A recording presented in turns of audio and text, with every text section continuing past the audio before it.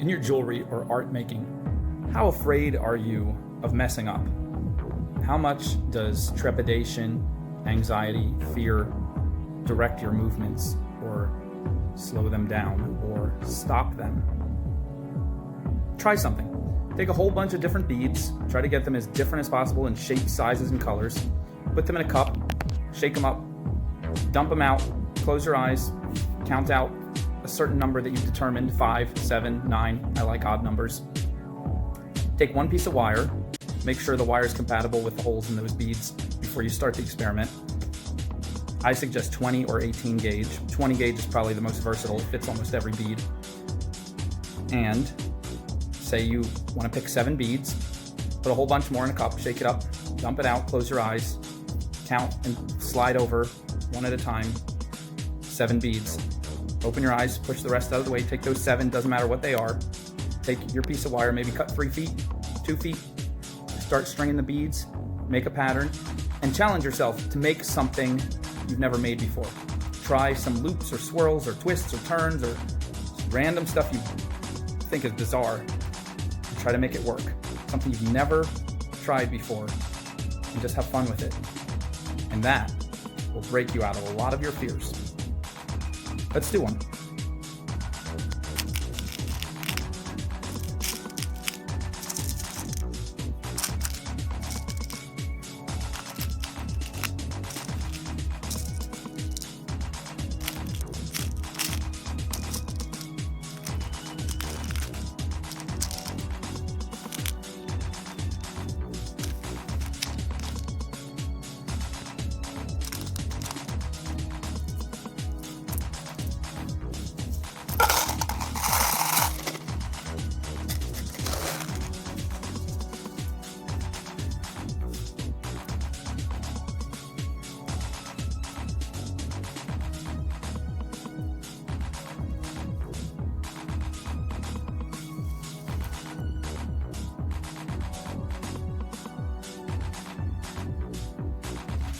And there we have it. I'm going to take 3 feet of antique brass, 20 gauge, and other than that, I have no plans except to try to be weirder than normal.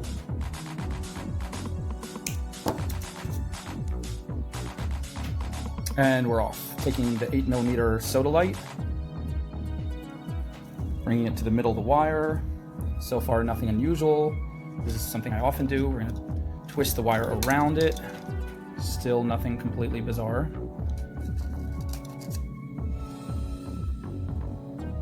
I'm going to start making loops. Still nothing completely out of the ordinary. But I really have no plan for this. I don't know where it's going. I don't know what's happening. Take the 6mm African turquoise. Lock him in with this wrapping around. Still nothing completely bizarre. Now my largest bead, some kind of jasper. This is where it gets weird. I almost always would lead with the largest bead, starting with it. And now it's just out off to the side. I don't know what's going to happen to it. I definitely know that I want to put some loops in just because of the way things are structured. I know loops create anchors for you to grab onto, and they also look cool. So I got a loop there. Should I have made a loop at the bottom too? I don't know. But I'm going to lock it in by twisting it once. And then I'm going to make a pattern on this guy. In fact, I'm going to bring this wire up and cross. Oh, this is not something, this is getting a little weird here. I'm going to cross right here.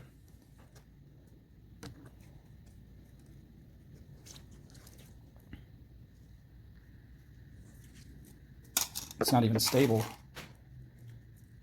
Make a spiral here. This thing is bouncing all over the place.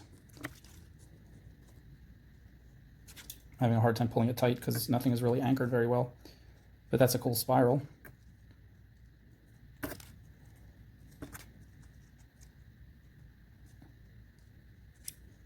Now I'll wrap it around here. Join the other strand there. So at least they're together. And let's put on this pink agate.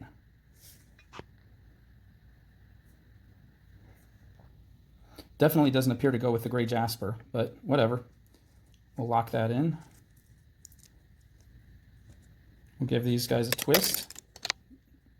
Have them come around.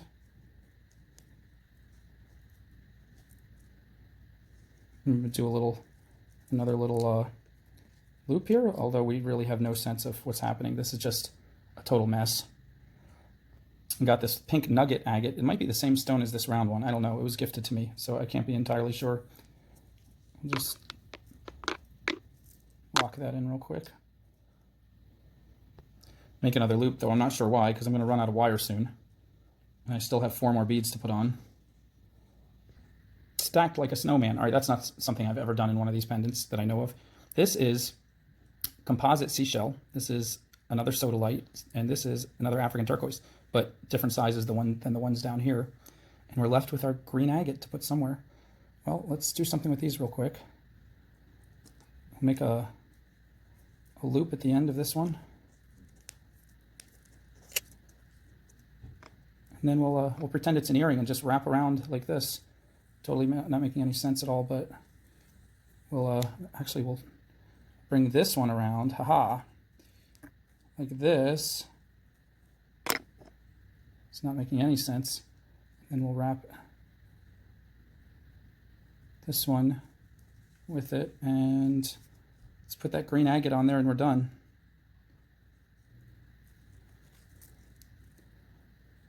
All right, we only have about 4 inches here and about 7 inches here left to play with. And what is this monstrosity?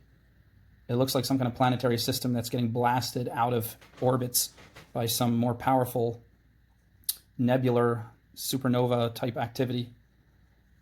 Where's the beginning? Where's the end? How's it going to come together? Well, let's do what gravity does, and let's start pulling things closer to each other first and see what happens with that.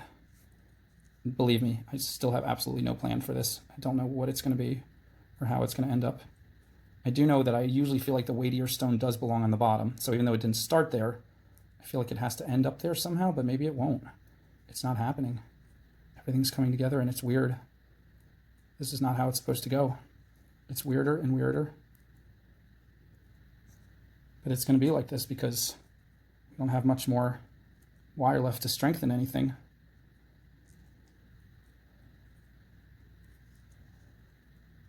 So now I really can't focus on beauty. I got to focus on making sure everything is strong enough with what little wire I have left. Maybe you should take 4 or 5 feet when you do yours so you have more to play with. But this also forces me, it limits me, and it forces me to be more economical with my creativity, if that's a thing. Let's feel for the weak parts. Okay, I'm definitely thinking this needs to come around here. And let's pull everything tighter. I'm going to thread that through. Oops. Let's pull that pretty tight. It's the first time I'm picking up the pliers this whole time, just to give that a good pull. How much stronger does it feel? Not much. This little blue guy is bouncing all over the place.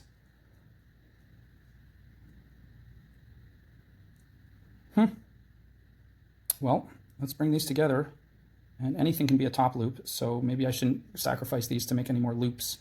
Let's just see where else we can strengthen.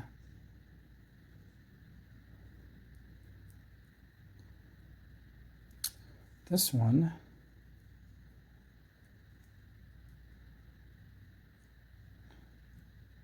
I'm going to say we need something wrapped around right there. All right, that's getting better, stronger at least. We need something wrapped through that that sodalite that was just bobbing all over the place. Okay, that's better. Except we need to come back out again to really tie it in, or it's still going to keep bobbing. All right, pull that tight. Another benefit of 20 gauge over 18 is you can thread it and pull it tighter without everything yanking out of place, whereas 18 gauge is less forgiving. Okay, I'm feeling like this agate wants to kind of situate itself right in there. That is that's still off. This is, everything's getting stronger. This needs more security, so we'll put that one around there, and we'll tie these together in one last ditch effort to try to make some kind of semblance of a something, but I don't think it's going to happen. I think we're going to be left with 2 curlicues, and that's just what we're going to do. Curlicue spirals.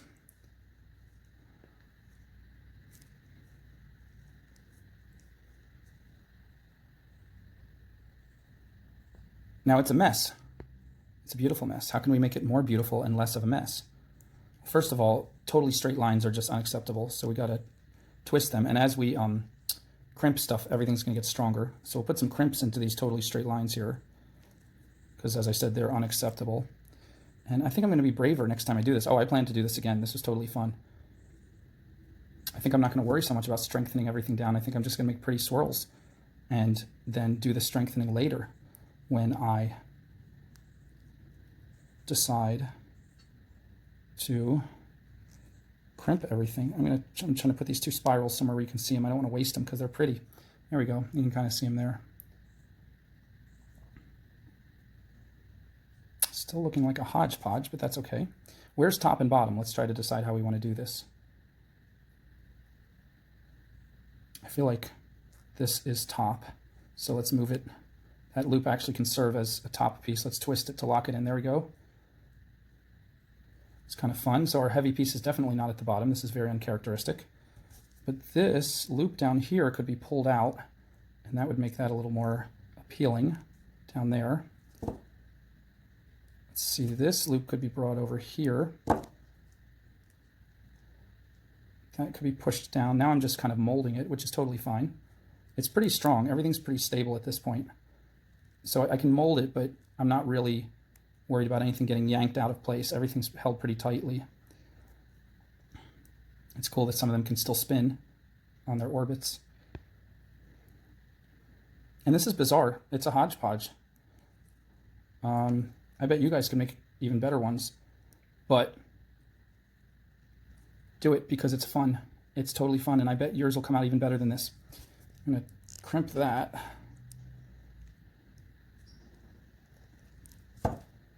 And everything's pretty strong. I can still do some crimping. Now that I know what the back is, I can crimp a lot of stuff in the back, make stuff even stronger. So it looks kind of like a little multi-berried holiday wreath type. Just, it's like a berry bush, but they're all different colors, so it's like on an alien planet. And I'm going to call it the Alien Planet Berry Cluster. And that's what it is.